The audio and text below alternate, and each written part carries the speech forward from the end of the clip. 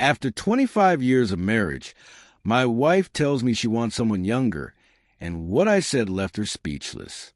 Most people would plead, fight, or cry, but not me. I did what most people least expected. I made one decision, and it was in one sentence. And in this story, you will learn why loyalty and patience can be bigger than love. Stay with me. So, after 25 years of marriage, my wife told me she wanted someone younger. I answered once, and from then on she never spoke again. But in order to understand why that moment was so important, there's a backstory that I must first tell. I'm no man prone to jumping into stories. I sit with them. I allow them to breathe. And this is because real life does not often go off like dynamite. It's hairline fractures all the way, and you're too busy paying the bills, unclogging the sink, and telling yourself that the lack of noise is merely peace. My name is Ray. These days people refer to me as Uncle Ray. But at that time, I simply was a guy who showed up every day. I met Linda when we were both 26. She was wearing a blue dress that didn't quite fit, and laughing as if she was shocked by her own joy. And I remember thinking that her laugh was like our house. Not fireworks. Not fireworks. Home. We built our life the old-fashioned way. No shortcuts or safety nets. The carpets in the first apartment smelled of stale cigarette smoke and remorse. Budgeting meant box pasta dinners 3 nights a week. The radiator heated the apartment only if you kicked it in just the right spot. When the couch was picked up on the side of the road, it was cleaned by Linda as if it were brand new. "We'll upgrade later," she said. Later became our favorite word. Later when we had more money. Later when work slowed down. Later when the kids were grown. Later, later, later. I worked in construction for most of my life. From sunup to sundown. My hands were cracked, my back hurt, but my boots were never clean. Linda worked part-time at first, but after the kids came, she went to full-time work. She brought home the checks, but she brought so much more than that. There were 2 boys, Mark and Stephen. They're good kids, loud, hungry. I miss some dinner dates. I miss some games. I missed a birthday party because I stayed late at a job and my phone died. However, I have always missed being a father. I witnessed Mark when he broke his arm falling off his bike. I slept in Stephen's room on a floor mattress for a week when he had night terror episodes. I coached Little League baseball until my knees screamed at me every night. Linda would observe me on occasion, standing on her porch with her arms crossed, a smile on her face. Silence was warm then, comfortable. That's the thing about silence. It can change shape when you are not actively observing it. The house was quieter by year 15. The kids had their own things. We had our stuff. Linda was spending more time on her phone. I didn't give it much concern. Now everyone is. I just thought she was reading stories, chatting with friends, maybe browsing through photos of other vacations that others were taking, and wondering why our vacations never compared. She started going to the gym. New clothes, new perfume, subtle changes that men are told to ignore so that we do not sound insecure. I said to myself, good for her. I told myself, she's taking care of herself. I reminded myself, after all the experiences that have transpired for us to arrive at this point, what else is there that she might desire? That's another thing that guys like me do. We equate loyalty with impunity. Approximately year 22, the talks altered. "For how long do you plan to continue with construction?" she asked one night, without lifting her eyes from her phone. "As long as my body lets me," I said. "Why?" She shrugged, just wondering. Another time, "Do you ever think about more?" "More what?" "More life." That I remembered. I didn't understand what it was trying to say, but I felt blamed by that statement. I offered getaways. Weekends away. Romantic evenings out. She showed up, but she wasn't there. Smiled for camera. Checked her phone texts. Yawned before bedtime. Just tired. I began eating dinner alone more frequently. She stated she wasn't hungry, or she'd eaten supper already, or she was tired. The silence developed teeth. By year 25, we were roommates with a shared history, not partners with shared dream. Nevertheless, I never believed that sentence would ever pass her lips. It was Tuesday, just like dirt. I recall because trash hadn't been put out and the dishwasher was humming too loudly. Linda was standing near the kitchen island with her arms clasped tightly across her chest, as if she was protecting herself from the cold. "We need to talk," she stated. Those 4 words can still break a man's heart. Turned off the TV. Sat down. Didn't brace myself. Respected her enough to listen clean. She breathed in, then breathed in again. "I feel as if I have wasted my youth," she stated. That was hard to take in, but I did not say a word. "I love you," she said, "but love isn't enough anymore." I nodded, still listening. Then she said it. "Lapiel, I want someone younger." Not angrily, not cruelly, casually, as if she were saying she wanted a different brand of coffee. "I have to feel alive," she said. "I deserve it," she added. A lifetime flashed before my eyes in an instant. All the late nights, all the sacrifices, all the choices I made to choose us over me without an account.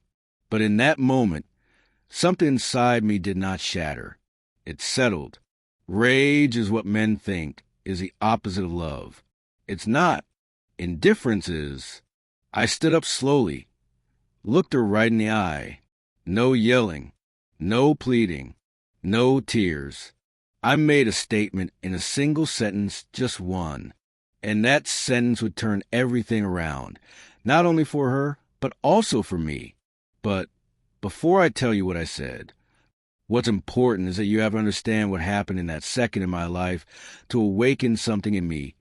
Sometimes a man will realize just how strong he is only after someone else mistakes his patience for weakness that I didn't raise my voice. I didn't pace. I didn't sigh like a man preparing to beg. I just looked at her. "I'm in," she said finally. "I'm in." She stood there waiting for an argument, waiting for a panic, waiting for tears, waiting for promises, waiting for the kind of performance that I'm sure she'd already rehearsed in her head. Me scrambling to save what she'd already decided to walk away from. That's when I said it. "I hope he keeps you young," I said to her like granite, "because I'm done making you feel anything." Silence fell with such intensity that you could hear the hum of the refrigerator. She blinked. Once. It wasn't the sentence she was expecting. She opened her mouth as if to correct me, as if I had misunderstood the script. "Ray, that's not—" "I heard you," I said calmly. "You want someone younger. That means you already left. You're just asking me to hold the door." Her face tightened, not with anger, with something worse. Confusion. People don't know what to do when the person they plan to hurt is refusing to bleed. "You didn't even bother to defend us," she said. I nodded slowly. "I did, for 25 years. That's when she cried the first time in her voice. "So that's it." I shrugged. "That's it." She planted herself in the chair, as if her legs betrayed her. She was a moment shorter. She seemed older, not physically, emotionally, like a person who just understood that the ground beneath her feet was no longer solid.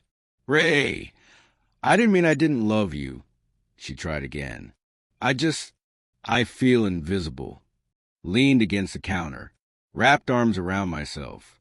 Not defensive, just closed. "You're not invisible," I said. "You're just bored." Her eyes suddenly darted up. "That's not fair." "It's honest," I said. "You don't want a new life. You want the feeling of being wanted without earning it. That one landed. She gazed at the table. Her fingers shook ever so slightly. She was accustomed to being the one who dictated when the conversation would come to an end. Tonight, she wasn't. I gave you my best years, she whispered. So did I. I nodded. Then I asked her. She finally looked at me, really looked, like it was the first time in years. At the gray in my beard, the lines around my eyes, the hands that built her cabinets, fixed her car, cradled our baby sons. I didn't think you'd be so cold, she said. This was worse than the others. I'm not cold, I told her. I'm clear. That night, she slept in the guest room, not because I asked her to move, simply because she couldn't bear to be anywhere near a man who refused to pursue her. I didn't sleep much, not for reasons of being heartbroken, because my mind wouldn't shut down. It relived all, every moment I'd ignored, every instance when I'd chosen silence instead of truth, every dinner swallowed without conversation and pointedly marked comfort. Something inside of me changed irreversibly overnight. When I awakened, I did not feel abandoned. I felt relieved. Linda entered the kitchen around 9. She was exhausted, sags under her eyes, hair pulled back like she didn't bother looking into the mirror. We should discuss logistics, she said matter-of-factly. I poured my coffee. Black, no sugar added. Exactly as I've done for so long. Sure, I said. She sat down. I'll probably stay with Karen for a while. That's fine. She paused. And finances. We'll split it clean, I said. I'll keep the house. You can take the savings. Her head jerked upwards. You're only giving me the savings? I don't need them, I said. I need peace. Well, she said at last on the F. Why aren't you angry? She demanded. Why aren't you begging me to stay? I locked my gaze with hers. Because I don't compete with fantasies. She looked at me as if I'd slapped her. You think this is a fantasy? I know it is, I said. You're chasing a version of yourself that never existed. You don't get to judge me, she said and stood up so quickly her chair scraped. Essay. I'm not judging, I said softly. I'm opting out. 30 minutes later, she left the house carrying a suitcase and a look of disbelief on her face. The first week alone was unusual. Quiet but not lonely. Cooked meals alone. Cleaned when, and if I wanted. SAT in the living room with the TV off, and just the sound of the house respiring. Friends called. Rumors travel fast when the long marriage begins to fissure. What happened? Did she cheat? You okay, man? I told them the truth. She wanted someone younger. They were waiting for some bitterness. I didn't provide it for them. I wished her well, I said. This confused them even more than had I sworn an oath cursing her name. Linda sent many texts in that first month. Little things. Logistics. Memories. Half apologies masquerading as nostalgia.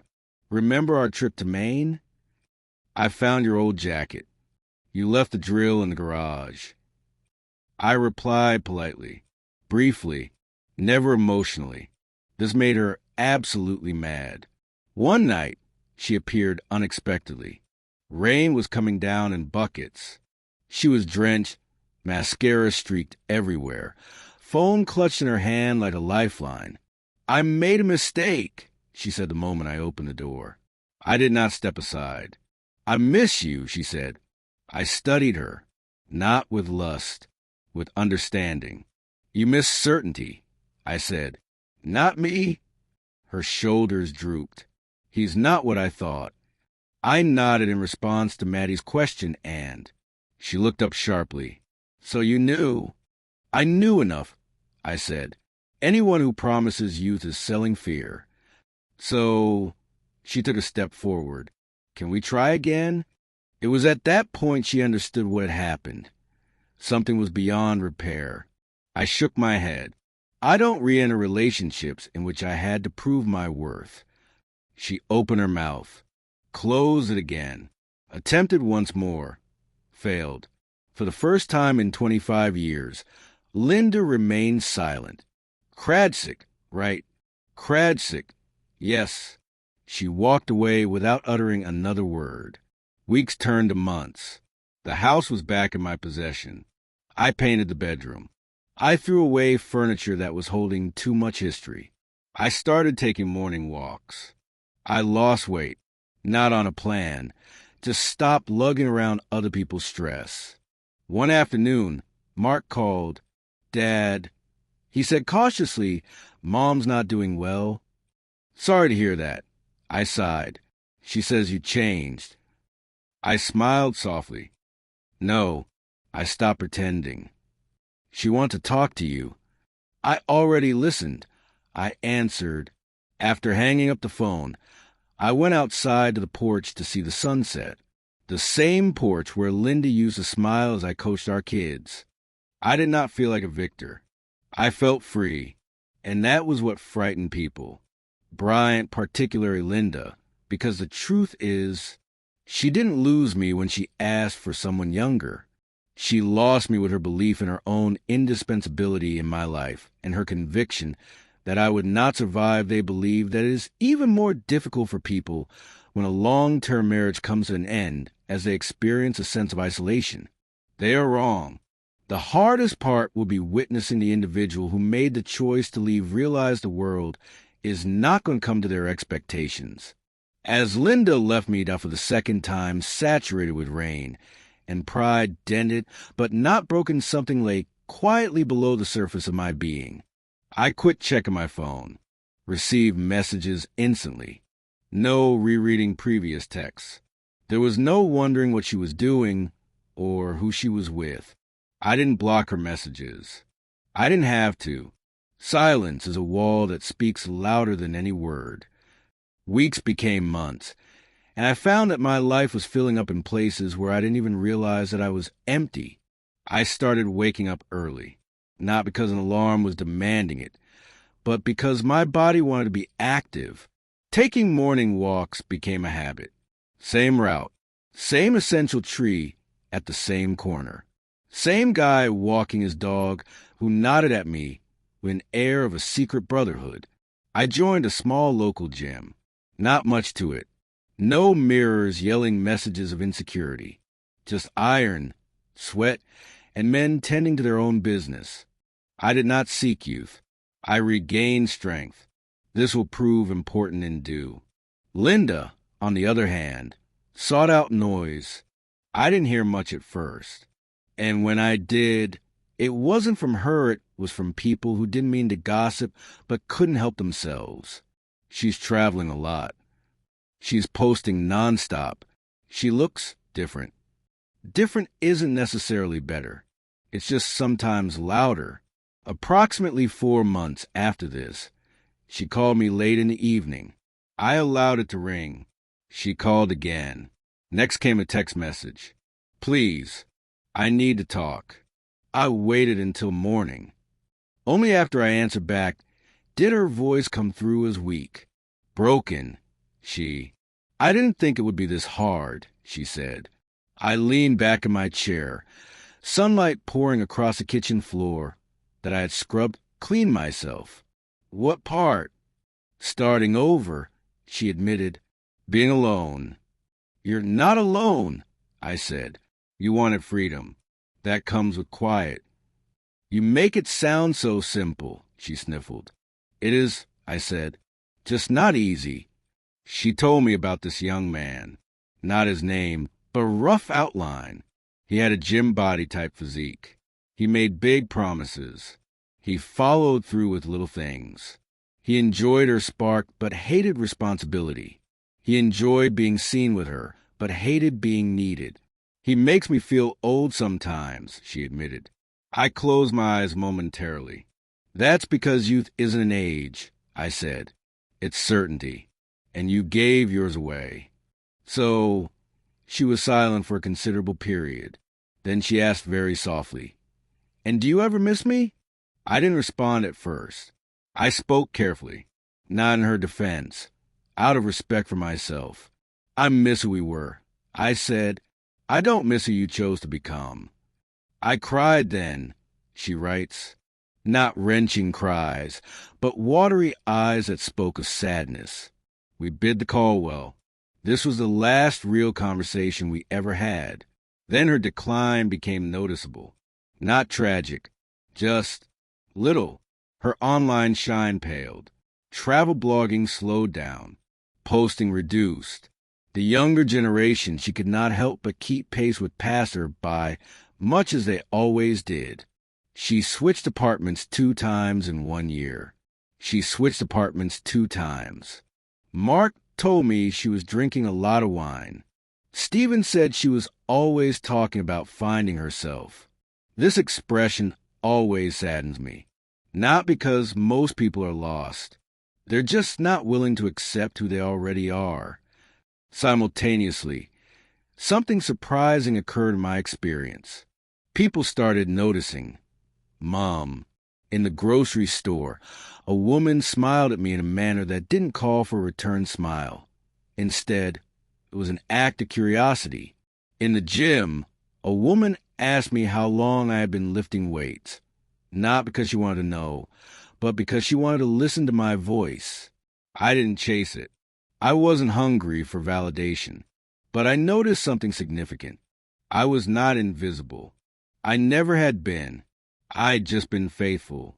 It happened that a year after Linda moved away, we happened to meet at the pharmacy one afternoon. She looked tired, not ruined, just worn in places she thought excitement would protect. Mark Twain. She stopped when she saw me. I nodded. "Linda." "Ray," she said hastily. A little too hastily. "You look good." I smiled kindly. "I feel good." She paused. "I heard you're doing all right." "I am." She waited, probably for me to ask her a question. About herself. I didn't. She broke the silence at last. "I didn't know the impact of your presence until it wasn't there anymore." I looked at her eyes. Calm. Kind. Done. "That's usually how value works," I said. She swallowed. "Do you think, if I'd made other choices?" I stopped her with a raised hand. Not angry. Firm. "Don't," I said. "That question gets folks stuck in what-if timelines. Live in the ones you decided on." Her eyes sparkled. "You're so sure." "I am," I said. She nodded slowly. "I'm glad you're all right." "I'm more than okay," I said. "I'm aligned." That was the word that hurt her more than an insult. We said our goodbyes. I walked out lighter. It was a night just like the other one, and I was sitting on the porch in the exact same place as before, with the same worn out wood beneath me, but a different man inside me. I consider how men, just because they are aging, are being told they are interchangeable. The women seeking youth as if it were a promise of happiness. The marriages that are dying a slow death, not from anger, but from entitlement. Then I discovered something profound. When Linda asked for someone younger, she felt as though she were asking for something from me. What she actually did, sister, return my dignity to me.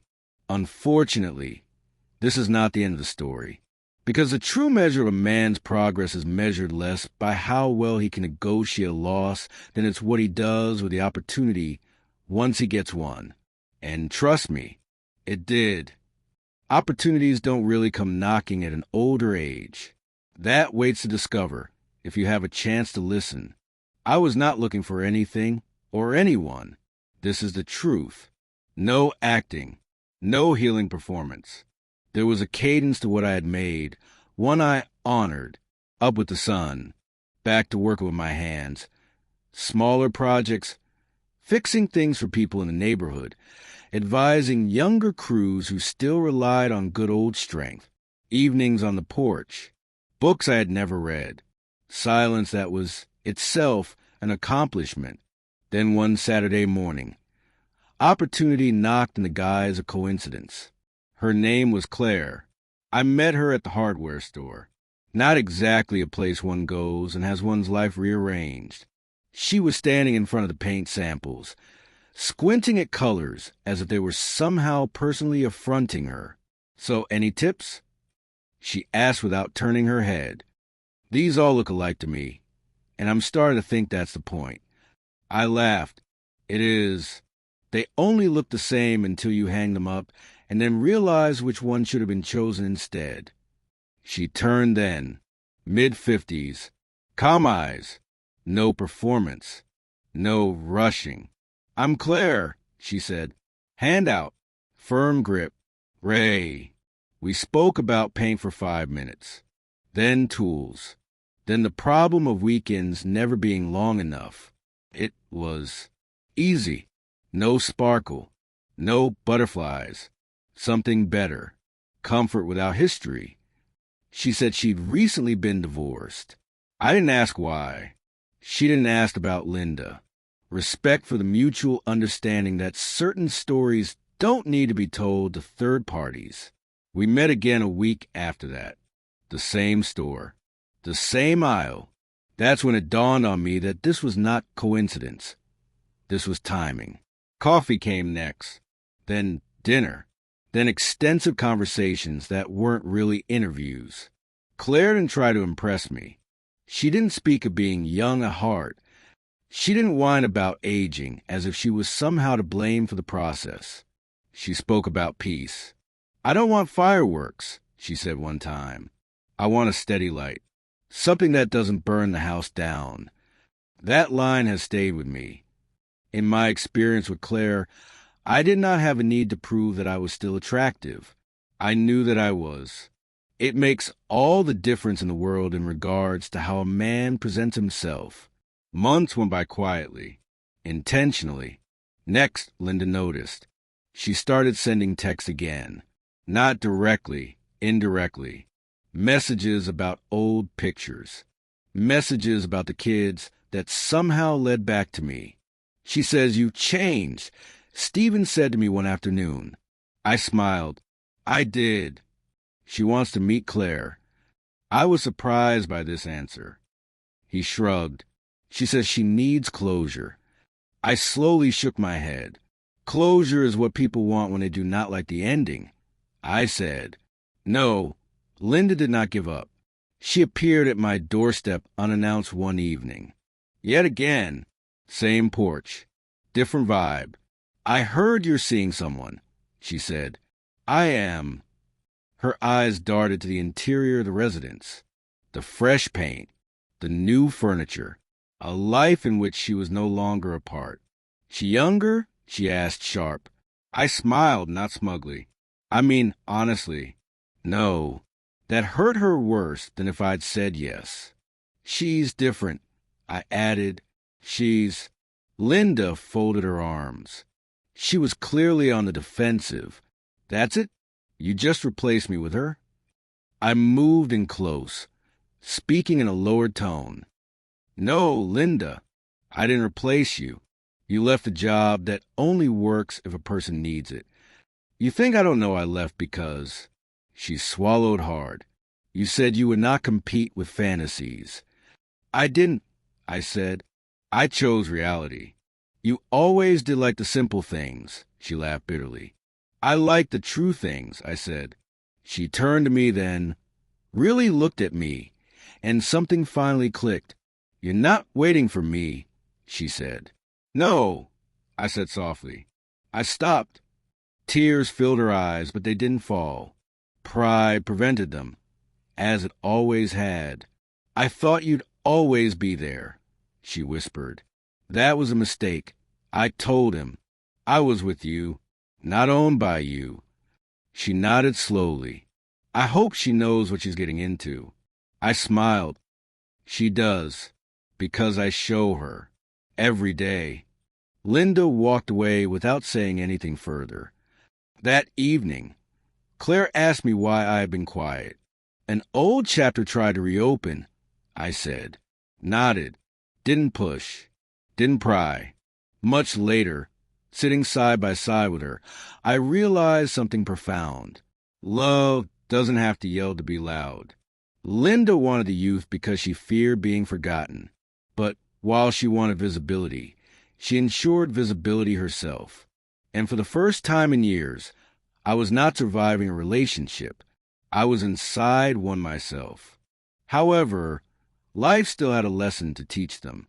Universe, and because Linda was still learning, and neither was I, there comes a point in every long tale where the noise dies down at last.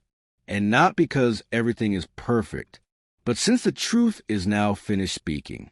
That moment came for me during a normal afternoon, the kind of afternoon that once scared me so much when my life was loud, before when silence was a rejection instead of a relief. I was sitting on the porch with Claire, 2 mugs of coffee between us, as we watched the wind blow through the trees like it didn't have a place to be. Claire leaned back in her chair. "You know what I like about you, Ray?" she said almost offhandedly. I smiled.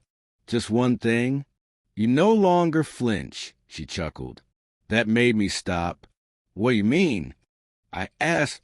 She regarded me, not searching, seeing. Most people our age still jump at a question from life that's challenging. You don't. You answer, or you walk away. Linda came to mind then, not with bitterness, with distance, because distance always modifies the form of memory.